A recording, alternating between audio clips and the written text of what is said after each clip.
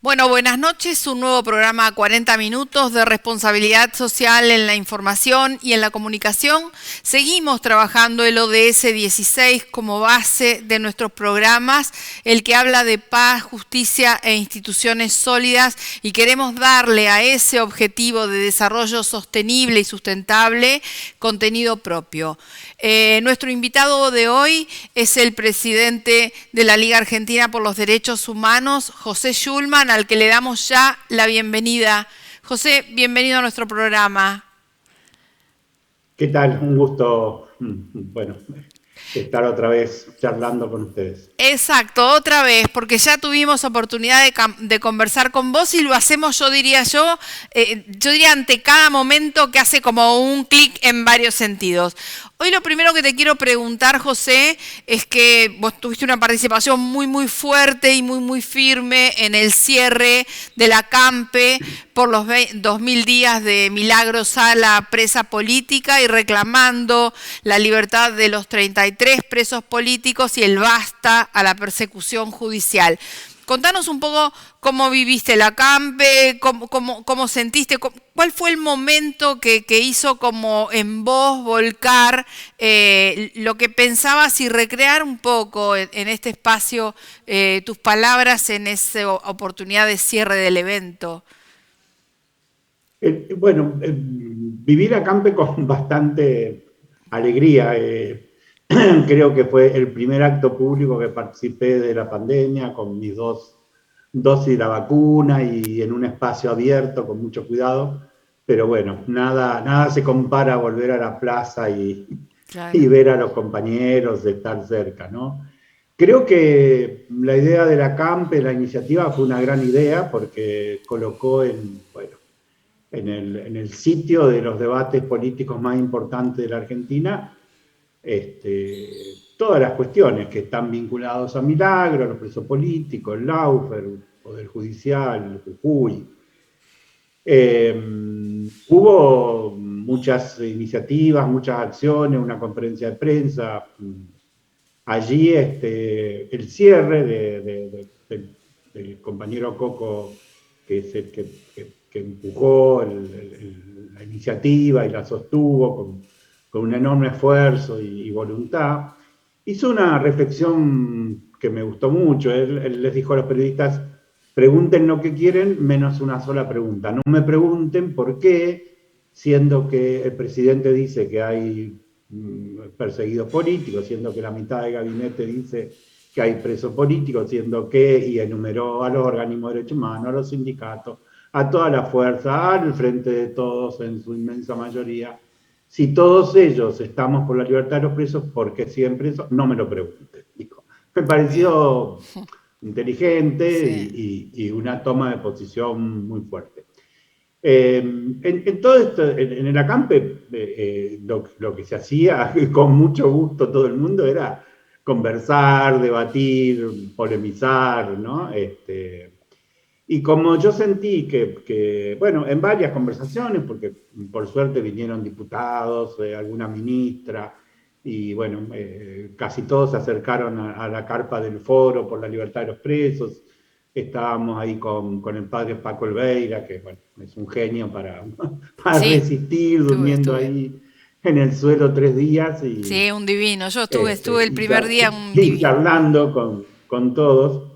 Entonces aparecían dos ideas que son muy recurrentes, y que es primero la idea de que, bueno, que el gobierno nacional no puede hacer nada por la libertad de los presos, y segundo, de que lo mejor que podemos hacer por la libertad de los presos es votar.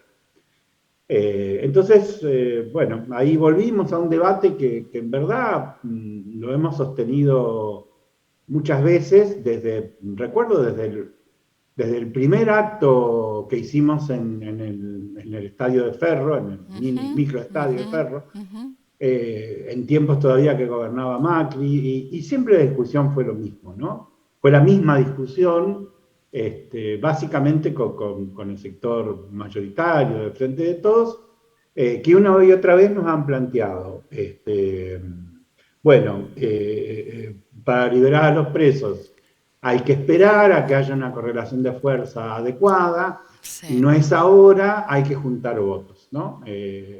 Incluso yo recuerdo, no quiero comprometer a nadie, pero recuerdo que estuvimos juntos en Avellaneda los últimos días de Macri. ¿Te acuerdas que hubo un Sí, acto muy lindo sí, en la ciudad de Avellaneda? de todo. Y el entonces intendente de Avellaneda, el compañero Ferraresi, hizo esa reflexión. Bueno, nos pidieron que no pidamos por los presos porque se iba a formar el frente. Nos pidieron que no digamos nada porque se estaba formando el frente. Nos pidieron que no hagamos nada porque había que juntar votos.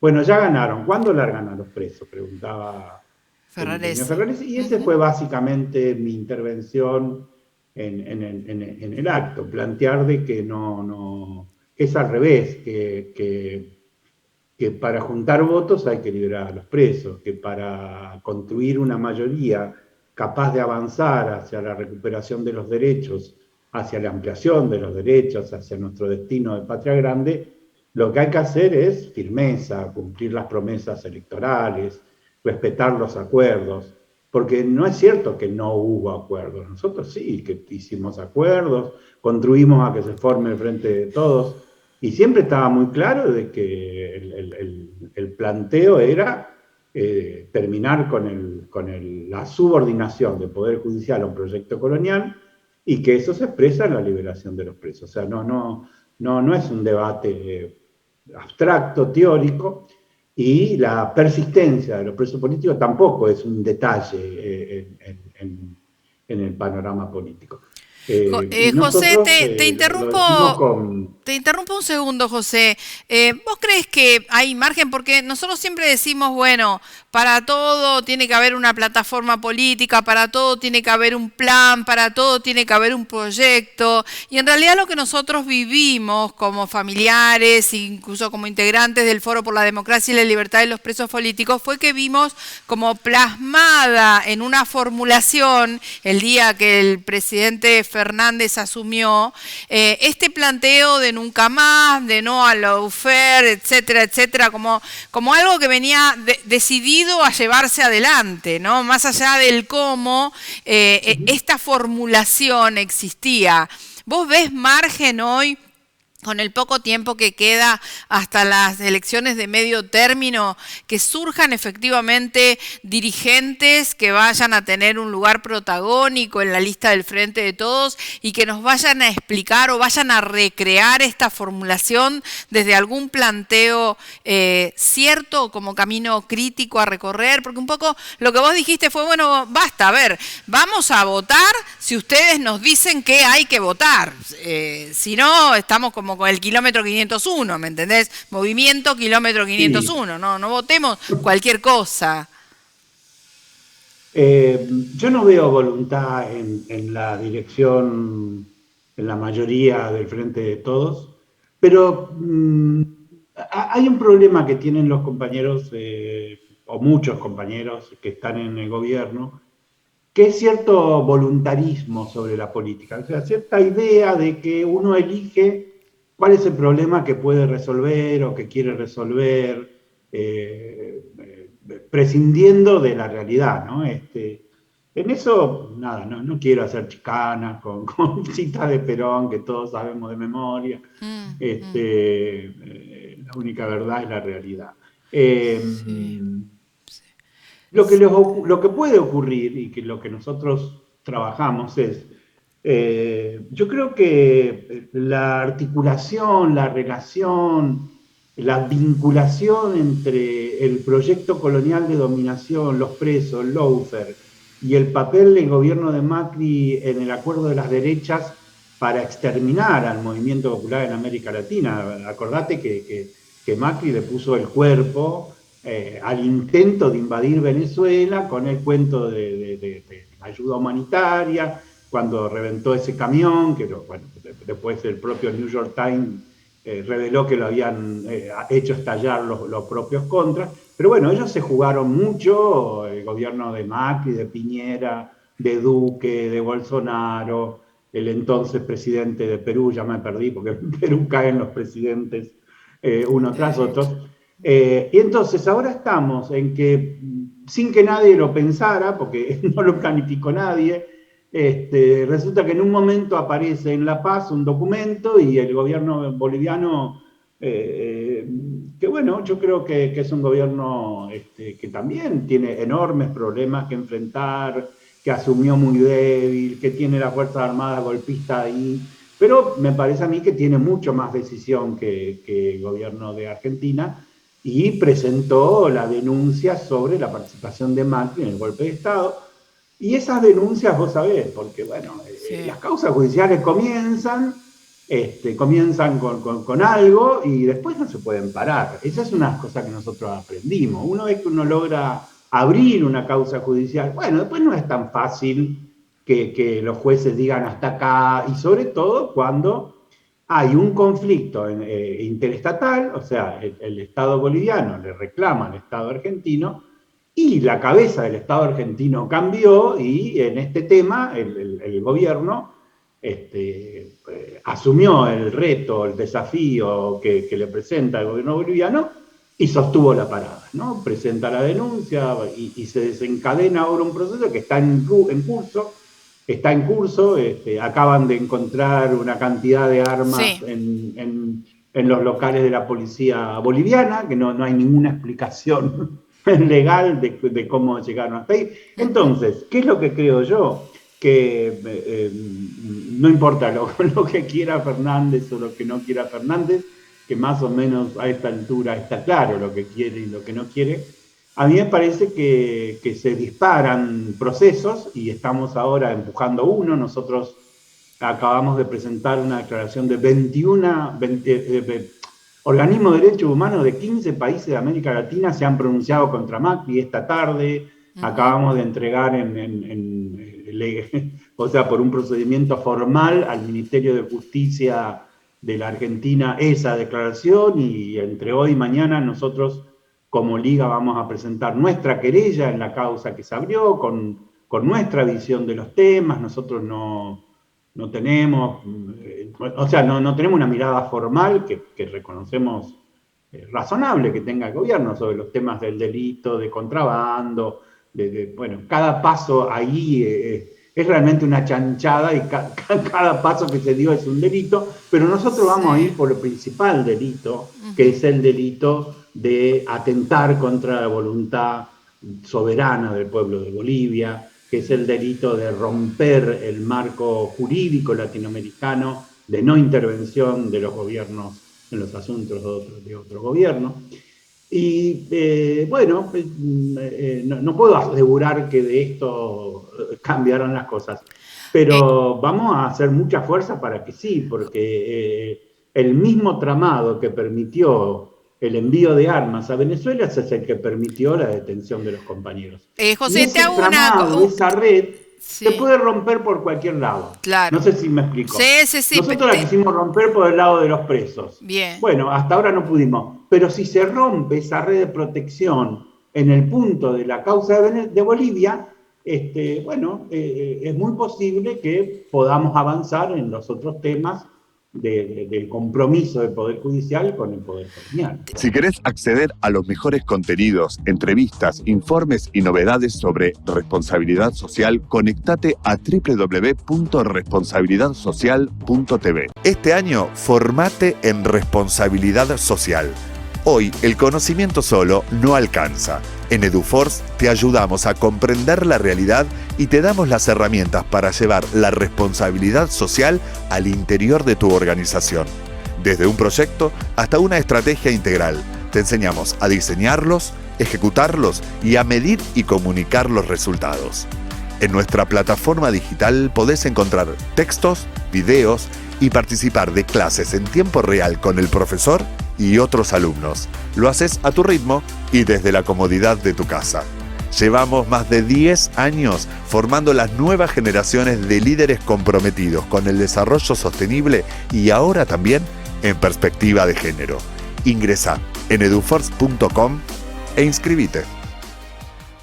Te hago una consulta, José. ¿Esta acción que va a iniciar la Liga Argentina por los Derechos Humanos, lo va a hacer en la Argentina o en Bolivia? ¿Por qué te pregunto esto? Porque nosotros estamos viendo que Macri ostenta todo su poder y lo ejerce. De hecho, la causa Correo es un dato concreto. Sus aliados, como el gobernador Morales en Jujuy, condecorando, reconociendo a su ministro que fue embajador en Bolivia en oportunidad de ocurrir estos hechos, también dan muestras claras de que de este lado del gobierno, del oficialismo, hablan de correlación de fuerzas siempre para medir hasta dónde avanzan, y del otro lado ostentan todo su poder y nadie les pone coto ni les pone límite. Por eso la pregunta, ¿la presentación de la Liga va a ser en la Argentina o en Bolivia?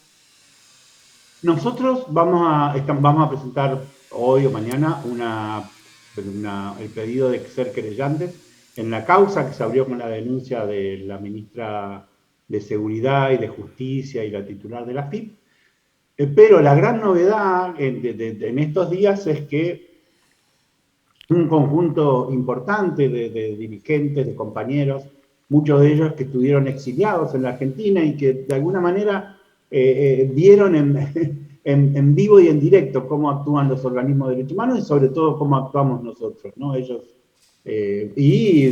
bueno, hay muchos abogados allí. Está Cecilia Urquieta, fue viceministra de Justicia del gobierno de Bolivia, fue como la jefa de despacho de Evo en Buenos Aires, y casi todos los compañeros que entraron en contacto con Evo la conocieron. Está Iván Bancope, que fue viceministro de Trabajo, otros abogados, ¿no? Y nosotros le hemos propuesto que vamos a ayudarlos. En Bolivia, no, sin ninguna pretensión soberbia, ¿no? Pero es cierto que nosotros en la Argentina, y posiblemente la Liga casi más que ninguno, nosotros hemos aprendido mucho a hacer acciones jurídicas desde la iniciativa política, ¿no? Desde los propios juicios contra los genocidas. Aprendimos a recuperar un instituto del derecho romano que casi nadie sabía ni que existía, que era el Amicus Curiae, y lo transformamos en una herramienta. Sí. Hemos sido creativos, aprendimos, y vamos a tratar de que en estos días se ha formado la Liga Boliviana por los Derechos Humanos en Bolivia, y los compañeros están pensando en proponerle a la dirección del MAS, o sea, Evo, ir juntos en una querella. Y si no van juntos con el MAS, irán ellos para presentarse en las causas que está abriendo el gobierno boliviano, que, por supuesto, con todo respeto, sin meternos en nada, en asuntos, en transformarnos en inspectores de luchas ajenas, que no es nuestro costumbre. Pero ten en cuenta que Yáñez está presa, que hay otros ministros de la dictadura presa, que es cierto que hay una tradición boliviana de una vez al año dictar amnistía, pero le dieron amnistía a todos los perseguidos políticos. Sí. No se puede decir para nada que el proceder del gobierno boliviano haya sido el mismo que el argentino. No, claro. Después, cuando charlas con nuestros compañeros que fueron perseguidos, que se exiliaron, algunos de ellos estuvieron en la cárcel, también hay críticas y siempre se quiere más. Pero uno, desde una mirada así más geoestratégica o más amplia, mirando lo que pasa en Chile, lo que pasa en Colombia, lo que pasa en Bolivia, en Argentina, hay que reconocer que en Bolivia se han dado pasos que no se dieron en otros países, como la amnistía y la detención, nada menos que la dictadura. No es pequeña cosa, y si bien el Poder Judicial boliviano está tan complicado como el argentino, pareciera que cuando el gobierno boliviano y el MAS empuja una causa, avanzan, ¿no? Así que y como esta causa en Bolivia es muy importante, no solo por razones jurídicas, sino también por razones del debate, ¿no?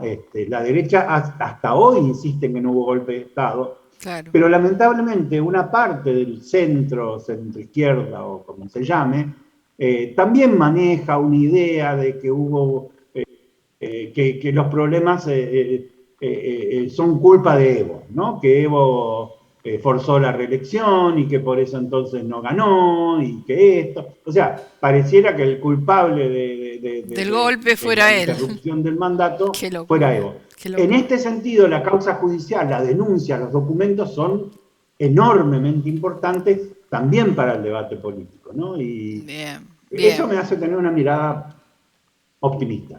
Bueno, buen augurio con eso que están armando, que me parece muy interesante. José, te cambio de tema porque de golpe parece que la América, desde central al sur y las islas, están como en crisis, están como en un quiebre de momento, y estamos viendo imágenes de Cuba preocupantes, estamos viendo algunas que seguramente son fictas, son truchas totales, ¿no? Como dice un compañero hoy, están pasando imágenes de Egipto, no es Cuba. Y la verdad que puede ser. Pero, ¿qué está pasando en Cuba hoy? ¿Cómo estás viendo este momento del pueblo expresándose en la calle? ¿Para qué y por qué? Contanos a nuestros televidentes. Sí, a ver, en primer lugar, yo creo que está empezando la era Biden, o Biden, no sé cómo se dice en inglés, ¿no? Que él anticipó, lo dijo y está practicando un enorme esfuerzo imperial de los Estados Unidos por recuperar un rol muchísimo más protagónico en todo el mundo, ¿no? Sobre todo en América. Voy a Cuba, ¿no? Pero la eliminación por un comando mercenario del presidente de Haití y la inmediata asunción de un jefe de gobierno que le pide ayuda a los Estados Unidos y que ya van para allá, bueno, está pegada a un incremento enorme de las acciones norteamericanas en la región, muy lejos de lo que se dice, de buenos vecinos o cosas por el estilo. Los Estados Unidos están bueno, haciendo todo lo posible por sostener a Duque en Colombia. Fíjate que las críticas del gobierno de Colombia al gobierno de Duque son casi imperceptibles, ¿no? Sí. El exterminio de dirigentes sociales en Colombia es ininterrumpido, continuo, asesinan continuamente a dirigentes sociales, ¿no? Yo creo que la mejor explicación de lo que está pasando en Cuba la da el cantante inglés Roger, ¿no? Roger Waters, sí. Eso, que bueno, que poquito antes de la pandemia vino a la Argentina e hizo un acto con nosotros por Palestina, ¿no? Un genio. Pero bueno, él dice, resulta que me quieren comprar la casa y no se las quiero comprar, entonces me bloquean y los que habitan en mi casa entonces no tienen comida, no tienen agua, no tienen medicina, no tienen gas. Y claro, cuando alguna de esas personas seriamente dañadas por el daño del bloqueo que este hombre les hace, protestan, los de afuera dicen que yo me rinda ante el bloqueador. Entonces, efectivamente, el nivel de angustia y de necesidades insatisfechas en Cuba ha crecido brutalmente con la pandemia. El bloqueo ha sido más feroz que nunca. Los problemas de supervivencia son reales. Y también ha crecido de una manera brutal la intervención extranjera sobre Cuba. Porque, bueno, hay bloqueo para que Cuba no pueda comprar ni siquiera jeringa. Vos sabés que los cubanos fabrican vacunas y no las pueden poner porque no pueden comprar jeringas, ¿no? Entonces, imagínate lo que es conseguir un repuesto para un auto en Cuba, lo que es conseguir un medicamento que no se fabrique en Cuba, lo que es conseguir, bueno, comida, ¿no? Es una situación tremenda y, bueno, es entendible que mucha gente esté mal. Al mismo tiempo, en todos estos años, y eso se fue denunciando, el gobierno de Estados Unidos ha ido utilizando las redes, los subsidios, los fondos, generando, bueno, una cantidad de personas que aceptan el convite, ¿no? A mí quería recordar una discusión que hicimos en el Organismo de Derechos Humanos hace unos años, acerca de qué hacer con aquellas personas que, siendo capturadas por la dictadura, habían cometido gravísimos actos, incluso delitos, ¿no? Y recuerdo que la discusión la saldó Adolfo Pérez Esquivel con una propuesta que todos aceptamos, que decía, bueno, desde el momento en que un compañero es capturado, la responsabilidad de todo lo que le pasa a él o todo lo que él haga es del captor, porque está claro que si no lo hubiera capturado, no habría habido ningún acto indigno por parte de esa persona que deja de ser lo que era, se convierte en su contrario, y no habría habido daño. Hijo, No quiero decir que sea exactamente lo mismo. Lo que quiero decir es que efectivamente hay problemas serios y que hay una parte de la población bueno, que la convencen de que tiene que salir a la calle y protestar. y Y vos, entonces en esta situación sí. el coro de los Estados Unidos y sus complacientes le dice al gobierno que se subordine, que se entregue al bloqueador. Creo que la posición más digna ha sido la del presidente de México. Dijo, bueno, si les preocupa Cuba, terminemos con el bloqueo, a ver qué pasa. Si ese pueblo, liberado de la presión del bloqueo, puede encontrar la solución a sus problemas, ¿no? Y Que José, yo creo que... Uh-huh. no, te preguntaba, más allá del bloqueo, que sabemos el daño terrible que le hace a Sí. la isla, que le ha hecho a la isla y que le ha hecho al sistema cubano, ¿qué rol le atribuís vos en esta, digamos, en este volcarse a la gente a reclamar, más allá del tema del bloqueo, a reclamar mejores derechos? ¿Qué rol le das vos al tema turístico, a la industria del turismo en Cuba, que me parece que desequilibró un poquito la balanza?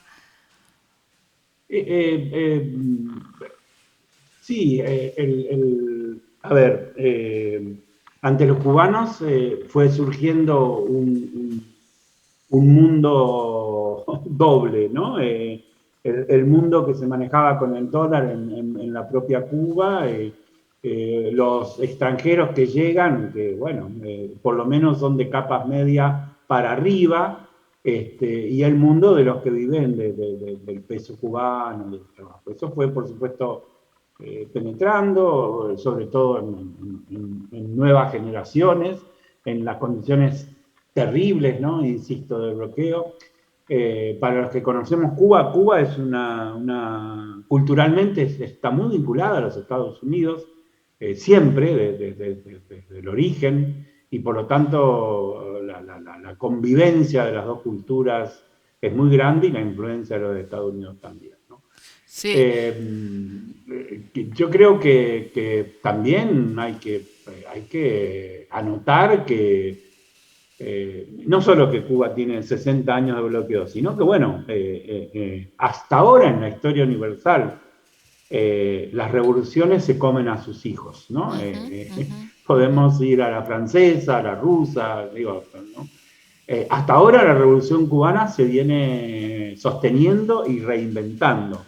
Pero bueno, tampoco hay que dejar de percibir que Fidel murió, que Raúl, bueno, es un hombre muy mayor, que ya no está prácticamente en actividad, y que al frente del gobierno se encuentra una generación que se está ganando todavía el respeto de la población y que está disputando, y que obviamente no es Fidel, ¿no? Entonces, en esto tampoco quiero poner la historia no está escrita de que la Revolución Cubana triunfe siempre. Lo que sí es que hace muy poquitos días, en el cumpleaños de Beino Smukler, un amigo, un abogado, siempre de este lado, el embajador de Cuba dijo, Fidel nos enseñó que sin la solidaridad internacional Cuba no hubiera durado ni 5 años, ¿no? Y entonces yo creo que todos gozamos del prestigio de Cuba y creo que es el momento en que todos tenemos que defender la Revolución Cubana. O sea, la Revolución Cubana nunca fue solo de los cubanos, y la defensa de la Revolución Cubana no puede ser hoy solo de los cubanos, ¿no? En esto creo que los argentinos tenemos una relación de afecto con Cuba, bueno, que viene desde un hecho absolutamente casual, de que un argentino como Ernesto Guevara terminara en Cuba y siendo un protagonista, pero bueno, eso siempre ayudó, ¿no? El mito del Che con la motoneta, el Che rosarino, el Che médico, y las relaciones que hemos siempre tenido. Digo, si algo tenía de común la generación del 70, los grandes proyectos peronistas y no peronistas de liberación, era su vinculación con Cuba desde el propio jefe del peronismo, de Cucu, Sí, de todos y de todo lo que pasó en el periodo Kirchner-Cristina con los claro. cubanos, etcétera, etcétera. Así que José, yo se creo que es nos un lleva el tiempo. momento que más que preguntarnos y elucubrar sobre los errores que seguramente se han cometido, ¿no? Ujú, Es muy difícil saber qué hacer en una situación de tanta diferencia de poderes, ¿no? claro, Cómo resistir, cómo hacerlo. claro. Seguramente que habría habido otros caminos. Yo creo que a Bien. nosotros lo que nos corresponde, hasta por egoísmo, Ujú. si Cuba cae, como diría el poeta, nos va a ir muy mal a todos, Sin no solo a duda, los cubanos, nos va a ir muy mal a los colombianos, a los peruanos, a los sin duda, chilenos, sin duda, sin duda. y yo creo Jo- que salvar Cuba es salvar nuestra posibilidad de seguir pensando en la liberación real, ¿no? Bueno, José, nos quedamos ya sin tiempo. Te agradezco muchísimo, muchísimo que hayas estado en nuestro programa. Pasó por 40 minutos José Schulman, presidente de la Liga Argentina por los Derechos Humanos. Gracias.